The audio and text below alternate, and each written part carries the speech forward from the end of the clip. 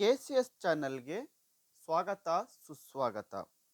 ಗೆಳೆಯರೇ, ಯೇಸು ಕ್ರಿಸ್ತನು ಹುಟ್ಟುವುದಕ್ಕಿಂತ ಮುಂಚೆನೆ ಮೊದಲು ಯೇಸು ಕ್ರಿಸ್ತನು ಜನಿಸುತ್ತಾನೆ ಎಂಬುದನ್ನು 700 ವರ್ಷಗಳ ಹಿಂದೆನೆ ಬರೆದಿತ್ತ, ತಿಳಿಸಲಾಗಿತ್ತ. ಹಾಗಾದರೆ ಹೇಗೆ ತಿಳಿಸಲಾಗಿತ್ತು, ಎಲ್ಲಿ ತಿಳಿಸಲಾಗಿತ್ತು, ಯಾರು ತಿಳಿಸಲಾಗಿತ್ತು, ಇದು ನಿಜನಾ ಅಥವಾ ಹೇಗೆ ಎಂಬುದನ್ನು ಎಲ್ಲವನ್ನು ಸಂಕ್ಷಿಪ್ತವಾಗಿ ನೋಡ್ತಾ ಹೋಗೋಣ ಗೆಳೆಯರೇ. ನೋಡಿ,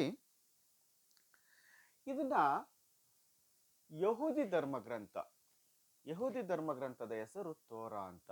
ಆ ತೋರಾ ಗ್ರಂಥದಲ್ಲಿ, ಯಹೂದಿಗಳ ಧರ್ಮ ಗ್ರಂಥ ತೋರಾ ಎಂಬ ಗ್ರಂಥದಲ್ಲಿ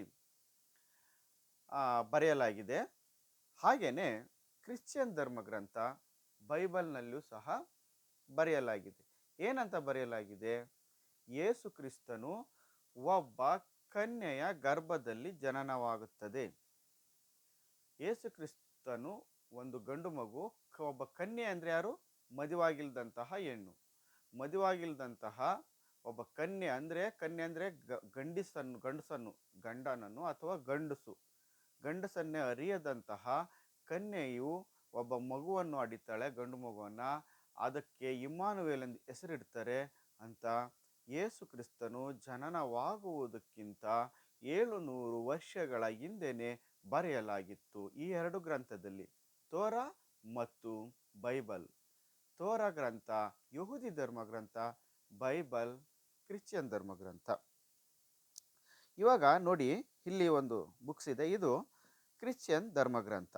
ಇದಕ್ಕೆ ಕನ್ನಡದಲ್ಲಿ ಸತ್ಯವೇದ ಅಂತ ಕರೀತಾರೆ, ಇಂಗ್ಲಿಷ್ನಲ್ಲಿ ಬೈಬಲ್ ಎಂದು ಕರೀತಾರೆ. ನೋಡಿ, ಆ ಬರೆದಿರೋದನ್ನು ನಾನು ತೋರಿಸ್ತೀನಿ, ಹಾಗೆ ಓದ್ತಾನು ಹೋಗ್ತೀನಿ. ನೋಡಿ, ಇಲ್ಲಿ ಬರೆದಿದೆ, ತೋರಿಸ್ತಾ ಇದ್ದೀನಲ್ಲ.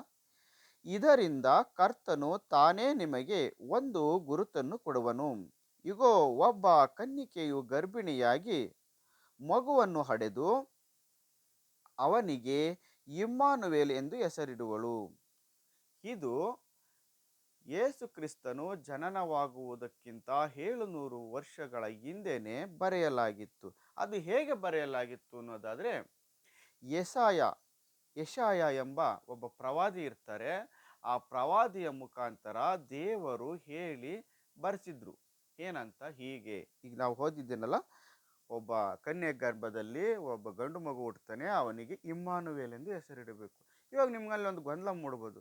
ಅಲ್ಲ ರೀ, ಯೇಸು ಕ್ರಿಸ್ತನು ಹುಟ್ಟುತ್ತಾರೆ ಅಂತ ಹೇಳಿದ್ರಿ, ಈಗ ನೋಡಿದ್ರಿ ಇದರಲ್ಲಿ ಇಮ್ಮಾನುವೇಲ್ ಅಂತ ಹೇಳ್ತಾ ಇದ್ರಲ್ಲ. ಇಮ್ಮಾನುವೇಲ್ ಅಂದರೆ ಯೇಸು ಕ್ರಿಸ್ತ, ಯೇಸು ಕ್ರಿಸ್ತ ಅಂದರೆ ಇಮ್ಮಾನುವೇಲ್. ಇಮ್ಮಾನುವೇಲ್ ಅಂದರೆ ರಕ್ಷಕ, ಇಮ್ಮಾನುವೇಲ್ ಅಂದರೆ ದೇವರು ನಮ್ಮ ಸಂಗಡ ಇದ್ದಾನೆ. ಇದೆಲ್ಲ ಅರ್ಥ ಈಗ ಈ ಪದದ, ಈ ಹೆಸರಿನ ಅರ್ಥವಾಗಿದೆ ಗೆಳೆಯರೆ. ಹಾಗೇನೆ ಇನ್ನೊಂದು ಕಡೆ ಹೇಳಿದ್ದೆ, ಬರೆಯಲಾಗಿದೆ, ಅದನ್ನು ಸಹ ನಾನು ನಿಮಗೆ ತೋರಿಸ್ತೀನಿ. ಇದೇ ಬುಕ್ಸಲ್ಲಿ ಇನ್ನೊಂದು ಕಡೆ ಸಹ ನಾನು ನಿಮಗೆ ತೋರಿಸ್ತೀನಿ. ನೋಡಿ, ಇವಾಗ ಓದ್ತೀನಿ ನೋಡಿ.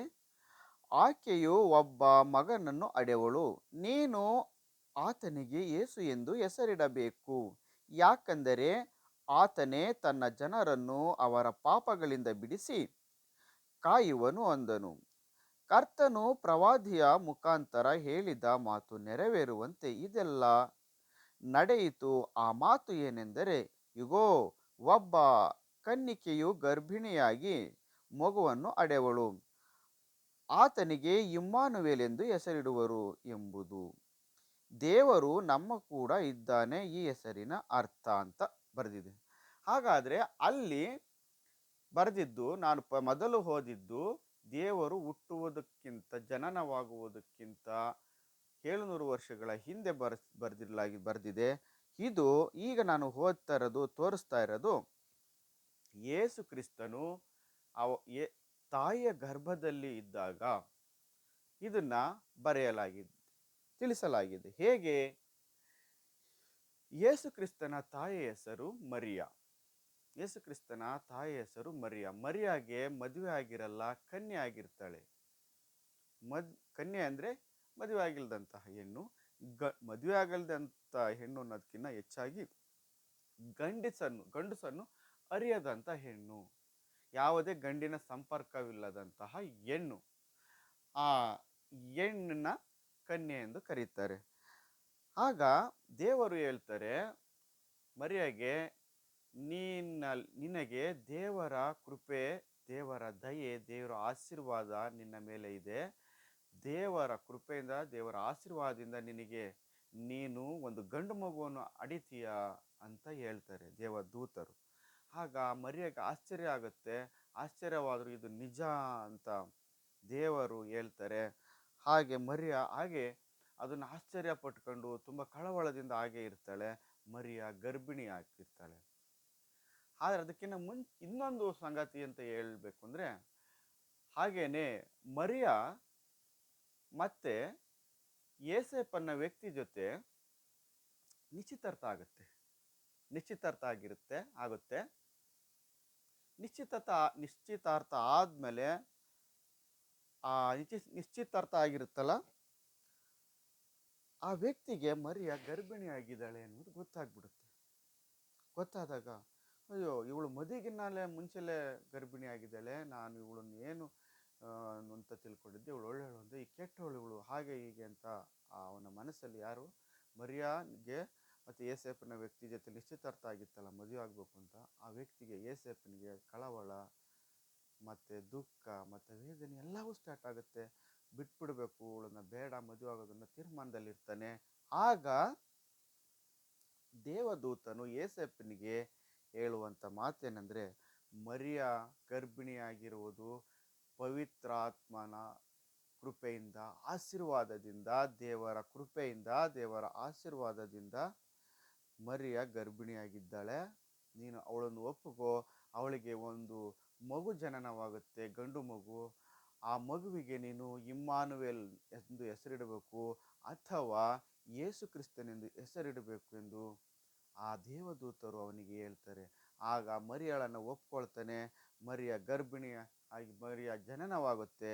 ಆಗ ಜನನವಾದ ಮೇಲೆ ಯೇಸು ಕ್ರಿಸ್ತನು ಅಥವಾ ಇಮ್ಮಾನುವೇಲ್ ಎಂದು ಹೆಸರಿಡ್ತಾರೆ. ನೋಡಿ ಗೆಳೆಯರೆ, ಇದು ನಾನು ಈಗ ಹೇಳಿದ್ದು ತೋರಿಸಿದ್ದು ಯೇಸು ಕ್ರಿಸ್ತನು ಮರಿಯಳು ಗರ್ಭಿಣಿಯಾಗಿದ್ದಾಗ ಹೇಳುವಂಥ ಮಾತು, ಬರೆದಿರುವಂತಹ ಮಾತು.